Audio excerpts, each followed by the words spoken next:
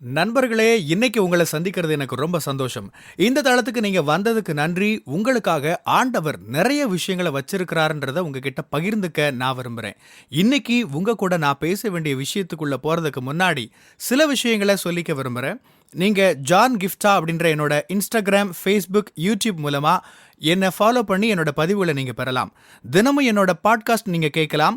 ஆண்டவரோட கிருபையில அதெல்லாம் நல்ல கிரியை செய்து வர்றத நான் பார்க்கிறேன். நீங்களும் அத தினமும் கேளுங்க. நிச்சயமா அது உங்களுக்கு ஒரு பெரிய ஆசீர்வாதமா இருக்கும்னு என்னால சொல்ல முடியும். ஜான் கிஃப்டா அப்படின்ற என்னோட யூடியூப் சேனலை தினமும் பார்க்க மறக்காதீங்க. Fuel for the soul with John Gifta அப்படின்ற இங்கிலீஷ் பாட்காஸ்டையும் நீங்க தினமும் கேட்கலாம். www.johngifta.com அப்படின்ற என்னோட வெப்சைட்லையும் இதெல்லாமே இருக்கும். மீண்டும் உங்களை சந்திக்கிறதுல எனக்கு மகிழ்ச்சி. சமீபத்திய நிகழ்ச்சிகளை நீங்க கவனிச்சுட்டு வந்திருந்தீங்கன்னா தெரிஞ்சிருக்கும். அப்போஸ்தலருடைய நடபடிகள் 12ஆம் அதிகாரத்தில் பதிவு செய்யப்பட்டிருக்கிற நிகழ்வுகள்ல இருந்து சில பாடங்களை நாம கத்துட்டு இருக்கோம். அந்த அதிகாரத்தில் முதல் 5 வசனங்கள்லயே நிறைய பாடங்கள் இருக்கு. இதை நீங்க நல்லா கவனிங்க. ஏரோது ராஜா அப்போஸ்தலனாகிய யாக்கோபுவை கொன்னுட்டாரு. இப்ப அதை போலவே அப்போஸ்தலனாகிய பேதுருவுக்கு மரண தண்டனை கொடுத்து அவரை காலி பண்ணிடலான்னு தயாராகிட்டு இருக்கிறாரு. அப்போஸ்தலனாகிய பேதுரு சிறைச்சாலையில் இருக்கிறாரு. அது பஸ்கா பண்டிகை காலம். பேதுருவை கைது பண்ணியாச்சு. 4ஆம் வசனம் பாருங்க. அவனை பிடித்து சிறைச்சாலையிலே வைத்து பஸ்கா பண்டிகைக்கு பின்பு ஜனங்களுக்கு முன்பாக அவனை வெளியே கொண்டு வரலாம் என்று எண்ணி அவனை காக்கும்படி வகுப்புக்கு 4 போர்ச்சேவகராக ஏற்படுத்திய 4 வகுப்புகளின் வசமாக ஒப்புவித்தான். என்னோட கவனத்தை இது ரொம்ப ஈர்த்தது.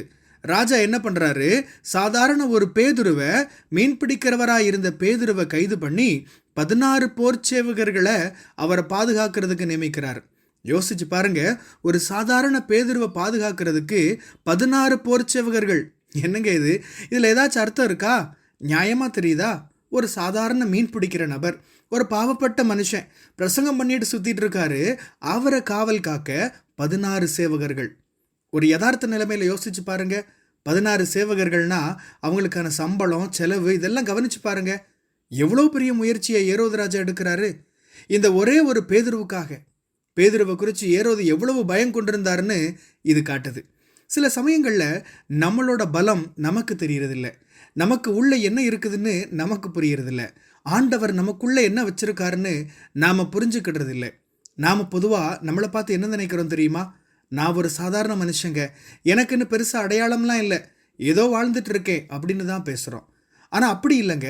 எதிராளியானவன் உங்களை குறித்து பயந்து என்ன யோசிக்கிறான்னு நீங்கள் புரிஞ்சுக்கல. இதை பற்றி யோசிச்சிருக்கீங்களா? எதிரி பேதுருவை பார்த்து பயப்பட்டான். பேதுரு ஒரு சாதாரண மனுஷன் இல்லைன்னு எதிரிக்கு தெரிஞ்சிருந்தது. அதனால தான் எதிரி 16 போர் சேவகர்களை ஒரே ஒரு பேதுருவை காவல் காக்கிற வேலைக்கு நிறுத்துறான். நல்லா யோசிச்சு பாருங்க. உங்கள் வாழ்க்கையில் நீங்கள் இப்படி யோசிக்கிறீங்களா? நானெல்லாம் சாதாரண ஆளுங்க, எனக்குன்னு பெரிய அடையாளம்லாம் இல்லை, என்னை பற்றி சொல்கிறதுக்கு பெருசாக ஒன்றும் இல்லை, ஏதோ வாழ்க்கையை ஓட்டிகிட்டு இருக்கேன், இப்படி யோசிக்கிறீங்களா? எதிரி உங்களுக்கு கொடுக்குற பிரச்சனைகளை நீங்கள் கவனிச்சிட்டு இருந்தீங்கன்னா ஒன்று புரிஞ்சுக்கோங்க, அந்த அளவுக்கு ஆண்டவர் உங்களுக்குள்ள விஷயங்களை வச்சிருக்காருன்னு அர்த்தம். பேதுருவை காவல் காக்கிறதுக்காக ஏரோது ராஜா 16 சேவகர்களை நியமிக்கிறாருன்னா அதில் இருந்தே பேதுருவுக்கு ஏரோது எவ்வளவு பயந்தாருன்னு புரியலையா? எதிரி உங்களை தாக்குறதுக்கு எந்த அளவுக்கு முயற்சி பண்ணுறானோ, எந்த அளவுக்கு தொந்தரவு கொடுக்குறானோ, அந்த அளவுக்கு உங்களை குறித்த பயத்தை அவனுக்கு ஆண்டவர் ஏற்படுத்தி இருக்கிறாருன்னு அர்த்தம். அதனால் உங்களை குறைவாக நீங்கள் மதிப்பிட வேணாம், நீங்கள் சாதாரண ஆளுன்னு நினைக்க வேணாம். நிஜமாவே நீங்கள் சாதாரணமான நபராக இருந்தால் எதிரி உங்களை கண்டுக்க மாட்டானே, உங்களை காவல் காக்கிறதுக்காக 16 சேவகர்களை நிறுத்த மாட்டானே. நீங்கள் சாதாரண ஆளாக இருந்தால் எதிரி உங்களை குறித்து யோசிக்கவே மாட்டானே.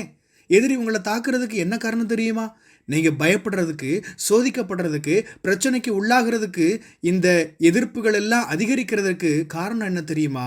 உங்களால் நிறைய விஷயங்கள் செய்ய முடியும் அப்படின்றது தான். உங்களுக்காக ஆண்டவர் வச்சிருக்கிற விஷயங்கள் தான். பேதுரு தேவ ராஜ்யத்துக்காக பயன்பட போகிற பெரிய பாத்திரமாக இருந்தார். பேதுரு தேவ ராஜ்யத்துக்குள்ள ஆத்மாக்களை ஏராளமாக கொண்டு வர போகிறாரு.